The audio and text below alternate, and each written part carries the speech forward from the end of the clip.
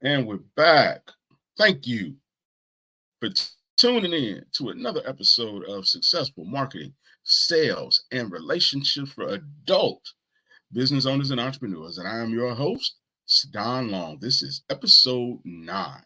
If you've been with us for 8 episodes already, thank you so much. I appreciate you. And today it's Saturday. So if you're catching us live on YouTube, then it is Saturday. If you're watching us on Spotify, maybe it's Monday or Tuesday or later on in the week. But today we're talking about improve your sales because let's be honest, we do all of this because we need to see a return on investment. And if there's no sales, there's no return. Some people might say, hey, I got some grant money or I got a loan. But anybody who's in business, which is who this is for, you know that grant money runs out and you know that loans need to be paid back. So at some point, you need to be converting what it is you do into some type of monetary gain. So today I want to talk about 3 things that you need to be doing to ensure that you are having the type of gains that you really want. And in the description, it's a statement an old wise man gave one time, and it says the key to making $1 million is knowing that you're trying to make $1 million. And I've helped multiple business owners go from doing 4 to 7. When I say 4 to 7, I mean figures. So maybe they were doing $1,000, $2,000, and now they're doing 7 figures. Now when I say help, I mean that my work has contributed to. Not that I did everything for them, because obviously everybody plays a role. You have to have a great product in order for the marketing, sales, and all the other stuff to come into play. If the product's no good, if your work ethic's no good, if your level of risk and courage are no good, it's really going to be very difficult for a marketing person to help you move forward. And what do I mean by that? I mean that we could come up with a plan, but it still needs to be executed. We could come up with a schedule, but you still got to follow it. So even if you're sitting here right now saying, well, my marketing person let me down, or my team isn't working hard enough, the question now becomes, what have you done to make it easier for you to get the things you need? Because it all starts with you, the business owner. Because you're the person who put the money up. You're the person who is going to be on the line for this stuff if it doesn't work. You're the person who's going to have the hard conversation with your family, with your wife, with your kids. I had a client one time, man, I felt so bad for him. He spent all this money with one of the big time influencers, and it wasn't working. And he was getting a divorce because it wasn't working. He spent $10,000, $20,000 going to seminars, going to workshops, and it still wasn't working. So now you're looking at your spouse and you're saying, yeah, I spent this money. And they're saying, okay, so where's the return on investment? And a lot of marriages, probably the majority, I'd have to pull the stats up, but I'm going on a limb, say the majority of marriages are ending because of finances. Inability to keep them, inability to manage them, inability to grow them. So if you go into business, that other person's looking at you expecting a return on the investment, expecting the money you took out of the 401k or the savings to come back 2-fold, 3-fold, 5-fold. And if you're, somebody who's watching this podcast and it's for adults, so you're probably 30, 35 or better, there are people counting on you. And I want to start off with this because this is serious business. Sometimes people don't take it seriously. And the 3 things we're going to talk about today are what people who take it seriously do. So again, if you're 35 plus, you got bills. If you're 35 plus, shout out to Jesse Eitzler. I want to say it's Eitzler. Guy who owns the Atlanta Hawks. One thing he talked about in regard to being an adult and being older is how many real quality summers you have left. So if you're 35 plus, how many real summers do you have left? Summers that you're in great shape, summers that you can actually do something that you've never done physically. Because you might be 70, but at 70, are you jumping out of planes? Are you hiking mountains? At 70, do you really want to travel the world? You know, and if you haven't taken care of your body, will you actually be able to?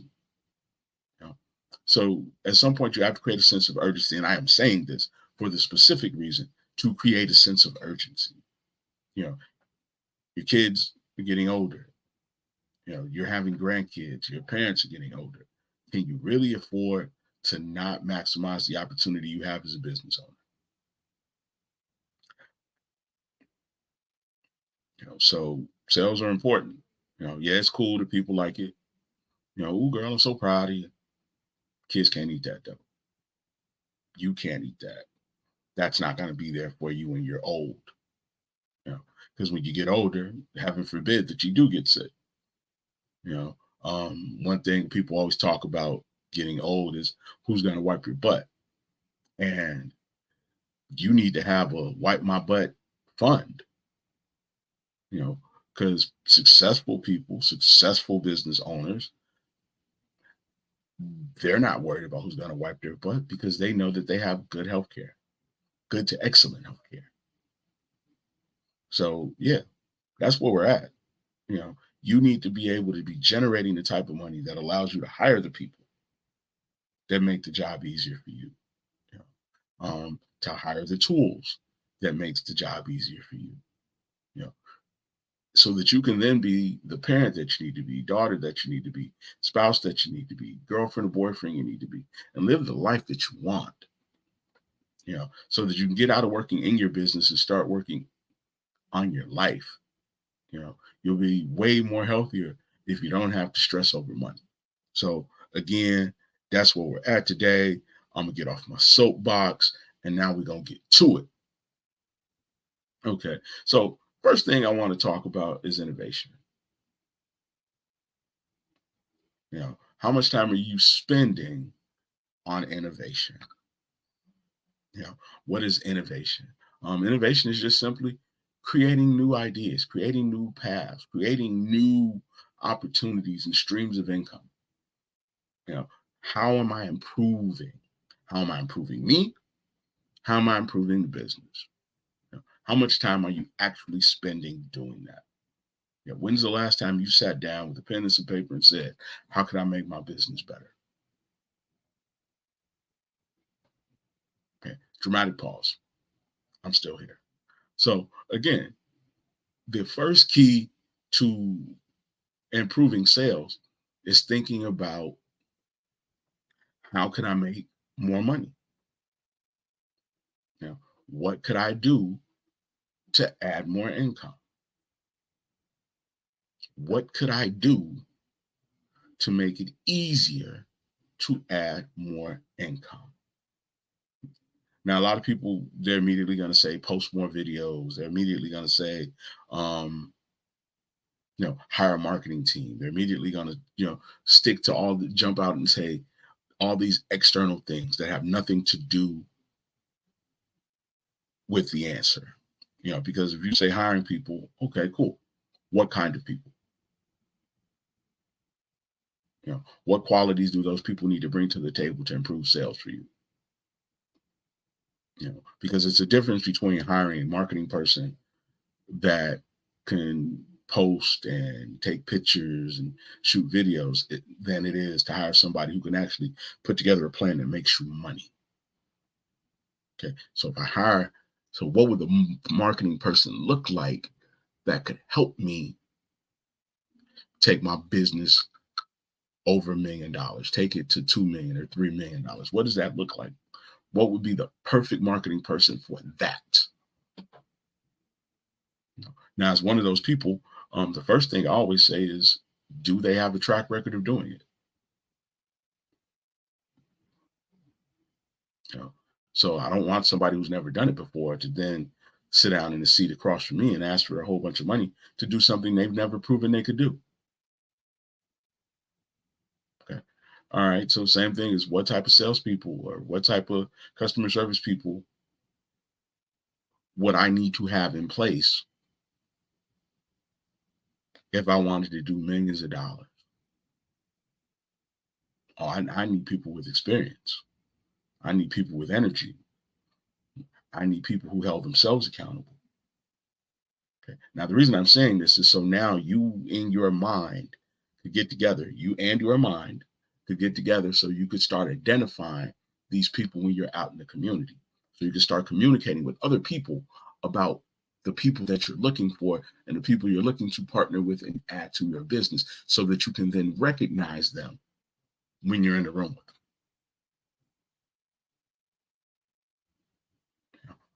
So now innovating, what would that person look like? What qualities would that person have to have? Okay. What type of changes would we have to do to our current structure? Will we have to get faster? Okay. Well, how much faster will we have to get? So again, innovation, how to improve it, how to make it better. You need to be spending at least 20 to 30 minutes a day just writing and thinking about how to make it better. What could I do differently? And if you put those kind of demands on your mind will then give you the answer. Your mind will then start to look for the answers, the solutions. The same way we talk about solution shopping for customers, it's the same thing that'll happen with your own mind. You'll start seeing things on the internet,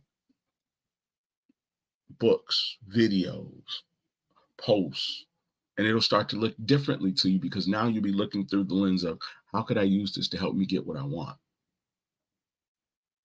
You'll start having different conversations because now your mind will be saying, we don't need to talk to them. We need to talk to somebody that could get us what we want.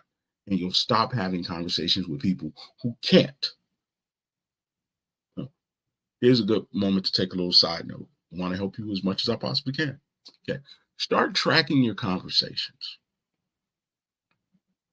Start tracking down your conversations. Sit down, pen and paper. Who did I talk to this week and what did we talk about? And if you're a business owner and you're having way more conversations about what's happening in other people's lives than you are about your business, chances are your business is not going to be as successful as you'd like. So again, you have to start to train your mind to think growth and improvement. What could I do to improve? How could I get better? What would someone, and this is a great one, a lot of people talk about what would Jesus do? Okay, what would a successful business owner do? What would somebody who was doing $1 million do? What would somebody who had to start from scratch do? Okay, who are the people that have started from scratch that I could then follow and glean something from? Some of those people might be friends of yours. Some of those people might be friends of yours. I know early on, Robert Garcia really helped me a great deal. And he was a friend of a girl that I knew named Jess that I met through a guy named Al. So again, that was 3 people down the line. But because I was having conversations and I was in tune with what I was looking for, I was then able to articulate to Al, who then introduced me to Jess, who then was able to help me move a little bit further, who then introduced me to her uncle, who wrote this wonderful book. And I got a whole lot of information from the book. And he was kind enough to then take some time out with me. So, but if I'm never thinking about how to get better, I never get into those situations. When I wrote God Wants You to Dominate, I don't want to talk about me too much. This is just one little another piece that I want to show you and how God and your mind and the universe, or however you believe, all come together. Okay. So when I first started writing the book, had a conversation one night with my guy, Joe. Joe was driving back from Texas. Joe's like, yeah, my friend Austin and I, we're working on a book launch company. And I'm like, guess what? I'm writing a book. And I'm like, so what's the company do? It's like, oh, we help people become bestsellers. Oh, really? What's it called? It's called Epic Launch. Okay. Now that was, I think Austin's first business, so it might not still be available. So if you go looking for it, it might not be there. But if we were just talking about Ohio State versus Michigan, it would have never come up.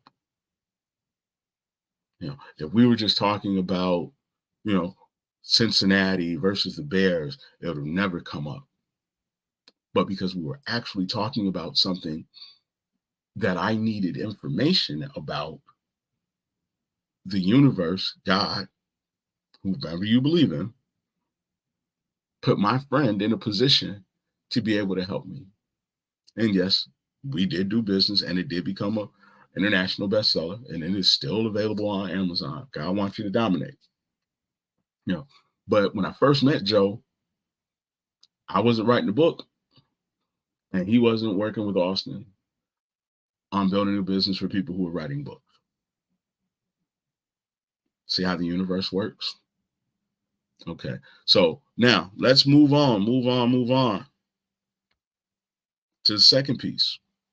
The second piece of this here puzzle that we're putting together. So you can see the big picture. Shout out to Dwayne Ransford. Don't forget about the big picture as well. Also available on Amazon. #1 book for people who do not come for money. We're trying to get money. I know, shameless plugs. I apologize. I'm sorry. I'm gonna stop doing it. But while I'm doing it, let's hit like and share as well. Let's go leave a review or do any of those things, so that we can help grow the message and help grow the amount of people who can hear the message, which will then allow us to grow the results. And at some point may put you or somebody you know in a position to do business or make money with somebody who is also watching or reading the books and the podcast. So with that being said, okay, how well do you know your numbers? Okay, quick story. When I worked in retail, we went to our award ceremony, and I finished second to a guy in sales game, and I had 84,000 in sales game, and I think he might have had $100,000 sales game. And I remember walking away going, I could have did 100,000. I could have done more money. I could have beat him. No, I could have finished first. I could have won that award. No. But the reason I didn't win the award is because I didn't know my numbers well enough. No. So it's one thing to say, I have a goal. I have a dream. I have something that I desire, that I'm willing to put some work into. It's another thing to say, I need to lose 3 pounds a week. Okay. In order to lose these 3 pounds a week, I need to limit my carbs. Okay. Increase my strength training to 3 to 4 days a week and do cardio for at least 30 to 45 minutes. Okay. And then to take it one step further to say, when I get up in the morning, I'm already going to have my clothes laid out. I'm already going to have my shoes at the foot of the bed so that I can literally roll out of bed into my running shoes and go get my cardio in. I already have my water bottle and my keys by the door. I'm going to hydrate and hit it. But that all starts with knowing what I'm trying to achieve. Okay. So now when you know what you're trying to achieve and you know the numbers, and when I say the numbers, I literally mean what I need to do to get the result that I want. If your goal is to have an increase of $2,000 a week in business, okay, how many sales do I need to get an additional $2,000? How many sales am I getting currently? Okay, so on average, let's just say you get 5 sales a day and you're open 7 days a week. So now, how many sales a day do I have to add in order to get an additional $2,000? Okay, so if we're getting $100 a sale, so now I need 20 more sales. So now there's 7 days in a week. So that means I need approximately 3 more sales a day. Yeah, I rounded up. I know. So now I rounded up. I know. Okay. Don't beat me up about it. But anyway, I need 3 more sales a day. Okay. So that means I need one more sale in the morning, one more sale midday, and one more sale in the evening. So now we go back to being innovative. Okay. So what could I do to get an additional sale in the morning? Okay. Or here's another way to look at it. What could I add to the 5 sales that I already get to each of them give me an additional $20?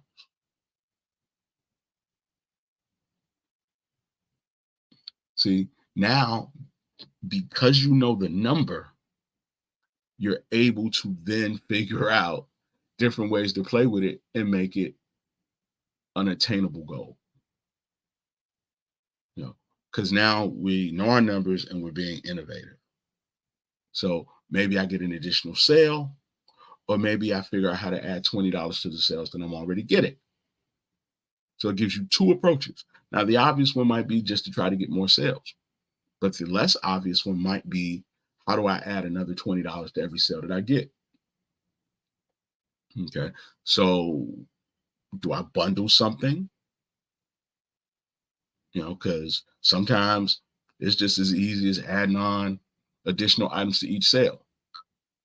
You know, person buys a shoe, now you sell them a cleaner, now you sell them a t-shirt, now you sell them some socks. So I made up that $20 in socks, cleaner, t-shirts, hats, shoestrings. So instead of $100 sale, I got a $120 sale. I think one of the really cool things right now is the $5 for the take-home meal. Okay, we just added another $5 to each ticket, and most people don't eat by themselves. So if there was 4 people at the table, we just added $20. Okay, and not only did we add $20, we took a customer from somebody else. Because maybe they weren't coming to our restaurant. Maybe they were going to go somewhere else. But because of that deal, special sale that we ran, that benefit that we created, now they're here. Okay. So now how many more times do I need to do that today? Okay. And then what you do is you send your people out there and you say, hey, make sure that you're talking up the socks, the spray, the cleaners. So for those of you, who have kids, and if you're 35 plus, you probably do. When you're going into these retailers, they're trying to sell you leather cleaner. They're trying to sell you additional items, headbands, wristbands. That's why they're doing it. When you go to McDonald's and they say, would you like to supersize? That's why they're doing it. So if it works for them, you need to implement it in your own business. And got one more. I want to say I got it from Marcus Jones. I think it's Marcus Jones. I think it's Marcus Jones. Well, it's gonna be Marcus Jones's today. And it is 3 enough? Okay, so is 3 enough? And it's like, well, what the hell does that mean? Okay, well, here's what that means. So somebody's at the counter, and I'm assuming some of the people who listen are in retail. And if you're not in retail, share it with somebody who is. But it works in any kind of sales environment. All right. So is 3 enough? Now, most people come to the counter and it's only 1. Okay. So if you come to the counter with 1, they've already made up in their mind that it's 1. But if you come over to the customer with 3 and say it's 3 enough, now it immediately kicks out 1. So instead of them paying for 1, they're paying for 3. Why? Because they're not sure if 3 is enough. And if you're saying they need 3, then they probably need 3. If you walk into I'll give you an example. That's not even doing any hypotheticals. Okay, I used to sell shoes. Used to be a department manager. Okay, and We had this black work shoe. And I remember telling and teaching all my kids when I was sales training that people needed to get 2 or 3 pair every time they bought that shoe. They were like, well, why would they buy 2 or 3 pair? I'm like, because they're going to need them eventually and they're on sale today. So why would you buy 1 pair while they're on sale, knowing that you're going to need another pair in 6 to 8 months? This is our lowest price of the season. It might not be lowest price of the season next time you need a pair. So get 2. So now each and every one of my salespeople who were selling those work shoes were selling them 2 at a pop. Same thing with the dress shoe. Okay. If you really like the shoe and it's really comfortable and it fits in black, why not get it in brown too? Are you always going to wear your black suit, or are you going to switch colors up? Okay. Well, if you're going to switch colors up, you might as well get this one too. So now you're like, well, how did that work? Well, when I was a department head, I was number 4 in the company, over 1,100 stores. So there are only 3 people better at bundling than me. When I worked in another company, I finished number 1 or number 2 probably 4 years in a row. And when I was an assistant in that same company, 3 of the 4 managers that I worked for won the award too. So this is something that works. So again, is that enough? Because at this point, they're trusting you. They're trusting you to be their advisor. They're trusting you to be the person who tells them how to get the result. So 2's not enough, man. If you really are looking to get the result that you want, you got to get 3, 4, 5 of these things so that you have them on deck, so that you have them when you need them. Would you buy a gun and only buy 1 bullet? Again, this Saturday, we're talking about sales. So now if I got 5 customers and I added an additional $20, $30 to each one of those sales, now I just made an additional 180, which is almost 2 customers. So I had 5 customers, but it felt like 7. So that's how you get the gain, by knowing what you're trying to achieve and what you need to do it, so that you can then communicate it to your people. And when you communicate it to your people, now you know that you can hold them accountable because it's been communicated what we need to do. So now I need to see you doing it. Everybody talks about what they would do if given an opportunity, but very few people can prove that they've been doing the thing that they said they would do. Shout out to Mario Cristobal. Cristobal talks about in interviews with guys like, okay, well, what would you do in this situation? Guy gives you the answer, and then Cristobal pulls up the tape, and he's like, okay, well, here's 5 times on tape where you said that that's what you would do, but in none of these times you did it. So if you're saying, okay, well, what would a successful person do? I'm going to do what that person does. At some point, you have to be able to give account to yourself as to whether or not you're actually doing it. And the same thing goes for your people. So here's the last piece, again, because we're trying to see the big picture. The last piece is, how well do you know the people who you expect to give you money? Okay. How well do you know the customer? How well do you know their needs? How well do you know their wants? Because those things are going to play a key role in your ability to be innovative. We always talk about easier, faster, with less stress. Okay. So when you're sitting down and you're thinking about this person, well, what could I do to make it easier for them?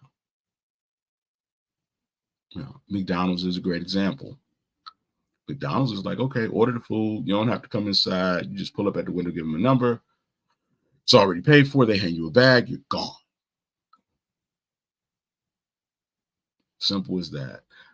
Same thing with Uber Eats. You don't have to leave your house. We got you. No, you wanted McDonald's. No, you didn't want to leave the house. No, it's cold. No, you're scared of getting COVID. No problem. We got you. No, you're at work. No, you're working hard. No, you don't want to leave the building. We got you. But what did they do? They took something that people in the pizza industry have been doing for years and just added it to their business model. Domino's, 30 minutes or less, or it's free. Okay. So they put a timestamp on it, they put a guarantee on it, and then they moved close enough to campuses that they were doing business with to ensure that they could get there within 30 minutes. But these are all thoughts. Okay. Now, how do I get them to not go to my competitor? Okay, I tell them I'll get it there 30 minutes or less, or it's free. So now there's no risk. But then the other thing is, I'm going to put the businesses close enough to the communities that I serve to ensure that we can be there 30 minutes or less. I'm going to put together a system that ensures that we can get these pizzas out in 10 minutes or less, so that gives my driver 20 minutes to get it there. See, these are all innovations. These are all thought processes. So now you create the assembly line, because we need to get these bad boys out in 10 minutes or less. So I got one person on dough. I got one person on cheese. I got one person catching them on the other side. And I got another person already folding boxes. So person gets order, person has ticket, person pulls out dough, person throws cheese and sauce on it, next person throws toppings on it, puts it in the oven. Person comes around, catches it on the other side, boom, turns around to the person with the box, boom, person with the box, then hands it to the person at the counter, who hands it to the delivery guy, and out the door. Okay. But I needed to know that the number one problem that people were having was that it took too long to get a pizza on a Saturday night. That when the pizza got there, it was cold. That when the pizza got there, it was soggy. And that people wanted to have a hot pizza. Now, people eat cold pizza, but ideally, you want those first few slices to be piping hot with the nice cheese pull. So again, the better you know the customer, the better you're able to innovate. No different than creating templates for a client. Okay, I know clients struggle with what to say. So if I just create the template for them and just tell them, here's where you plug in your company name, here's where you plug in what you do, here's where you plug in your call to action, I just saved them a whole bunch of time. And I made it easier on them, which allowed them to get their result faster, which now puts me in a position to stand out to that client. Again, I showed them how to make more money with less clients, which made me stand out. But I knew that the problem was that, man, most people are putting things on sale to the point where there's no profit margin. And most of the time they're putting them on sale, not because they want to, but because that's how they think they're going to break into the market. And the reason they believe that is because they don't know how to create value. They don't know how to talk to people who really need and really want it. They don't know how to bundle services so that they can then ask for a higher price. They don't understand how pricing really works. That if your price is higher, and I'm deviating a little bit, and I apologize. I'll get back on task in a second. But I want to give you this little nugget while it's on the top of my head. Here's the thing. If your price is the same as your competitor, now you have to prove in some way, shape, or form you're better than your competitor. Because the idea is you guys are both the same. So now you have to show faster, easier, less stress. You have to show that you understand your customer better. So most people don't know how to show that. So they lead with, we're cheaper. So then what happens? Somebody else comes along and they're cheaper than you. And then somebody else comes along and they're cheaper than you. But cheaper only appeals to new customers who don't really want or need it. Because if you really want to need it and you got the money to pay for it, cheaper is not what you're looking for. You're looking for faster. You're looking for better. You're looking for more efficient. You're looking for easier, less stress, better outcome.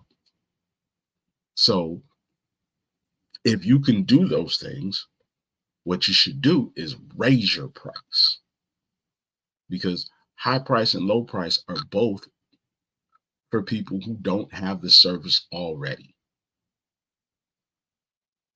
Okay. So I don't have the service. I'm looking for the service, as we talk about all the time, solution searching, solution shopping. So I don't have it. So there's a cheap option and there's an expensive option. Okay. So the cheap option, if I don't really need it or want it, I'll go with that one. But if I really need it and want it, I'll pay top dollar for it because I really need it. I really want it. You know, a lot of clients that I've worked with in the past, they spent 10, 15, 20, 30, $40,000 on marketing people because they really needed to see an improvement in sales. But the thing is that they spent it on people who didn't know how to improve sales. I think the most frustrating thing I've ever heard someone say is, it's my job just to get them out. It's not my job to make sure they sell. Okay, so who wants a marketer, quote unquote, who doesn't care about the quality of the lead, doesn't care if the leads convert, and doesn't have anything invested in your back end sales? To go back to the innovation part, what kind of marketing person do I want? Okay, I want someone who is invested in not only bringing customers, but bringing the right kind of customers so that we can then have quality sales at our price over a longer period of time. You know, so with that being said, I want someone who can show me how to attract them, keep them, convert them, but then also retain them. So I need a marketing person who has some retention experience. And just to show you how God works again, I worked in retention for like a decade, never knowing that every step along the way was going to make me the person I am now. Never knowing that my sales training would be so valuable, because when I went to college, it was about marketing, but then I ended up in sales. So now I realize that, hey, you got to sell, no eat. But then I was in retention and I realized that, okay, it's hard to get customers, hard to get new customers, because that requires trust and requires customers to take risks. So what we have to do is we have to take the people that we already are doing business with, who know, like, love, and trust us, and keep them buying longer. Because that's where the profits come from. Because now we're not spending money to recruit them. They're already recruited. And that if we celebrate them and we serve them well, that they'll give us referrals, which will allow us to skip the line in regard to people who are looking and shopping for solutions. Because now we have an ambassador who they trust, they like, they know, recommending us to them, telling them their experience, giving them all of the things that they need to know. So basically, when they come through the door, all they're saying is, where do I sign? Who do I hand my credit card to? Yeah. But each and every step of my life got me here. Really cool thing. And then when I got into this, it was like, wow, I'm a little bit different, because I'm having conversations with these marketing guys, and it's like, oh, wow, you guys just don't care about sales. Well, that's not our job. Well, technically it is, because marketing and sales go hand in hand. It's AMS, advertise, market, and sell. AMS, by the way, advertise, market, and sell. Okay. Advertise means to make aware. Okay. the idea with marketing is to then say, who do I want to be aware? You know, who do I want to capture? Who do I want to attract? Who do I want to get the attention of? And then sell is how you make your money. So it's AMS, and they all have to go together. So if you're thinking about hiring a marketer, think AMS. Okay, how are you going to help me make people aware? Like, what are we going to do? And for me, that's what, like, the copywriting and the knowing how to do Facebook Lives and knowing how to do podcasts and knowing how to say the right things comes into play. And then I know how to say the right thing to the right people. That's where the marketing comes in. But then because I come from sales and I spent years training people on how to sell, how to close, now the first two things go hand in hand with the third thing, which is the selling, which is how we end up doing millions of dollars and how we end up having $35,000 days and how we end up having, six-figure months versus someone who doesn't. But I know, which is why I named it Marketing, Sales, and Relationships, that all three of these pieces per se are important. You need marketing, you need sales. Okay? Because the marketing, again, is going to tell you how to attract the right person. And I don't know, sometimes you might get tired of me saying this, but the right person is the person that really wants it and really needs it. Like a person getting shot. Okay, when a person gets shot, they don't care what hospital they go to if they're dying or if they think they're going to die. But if a person has a paper cut, then they care. It's like, whoa, no, that neighbor, no, we don't want to go to the hospital. That's a bad neighborhood. I'm okay. I can make it home, or I can make it to a better hospital, or I can make it to some place where I feel more safe. But if you get shot on a dark street and you think you're about to die, take me to whoever can get this bullet out and fix this wound. So again, that's why we talk about the really want and really need, because if you're 35 plus, it is extremely important that you make the most out of every year you're a business owner, because there are going to be demands made on you as a business owner personally, which is why the relationship part is so important. There are going to be demands made on you by your parents, because if something happens, they're going to look at you and expect you as an adult to be able to kick in. If you're a parent and something happens to your kids, they're going to call you and they're going to expect you to pull out your credit card.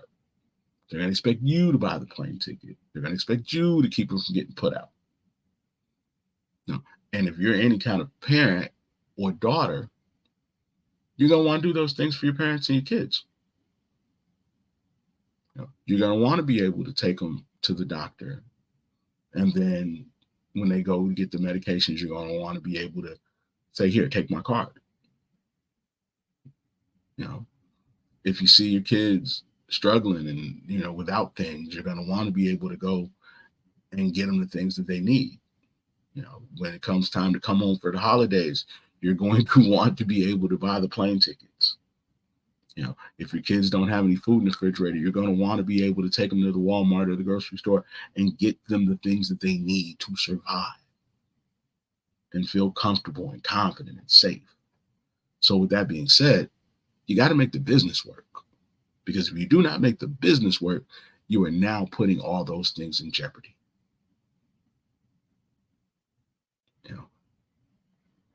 Again, if you don't make the business work, you're putting these things in jeopardy. So quick recap.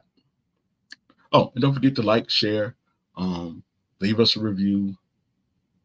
I'd really appreciate it, because it helps the message get out to other people. And we have other people who are successful, then man, it just helps the world as a whole.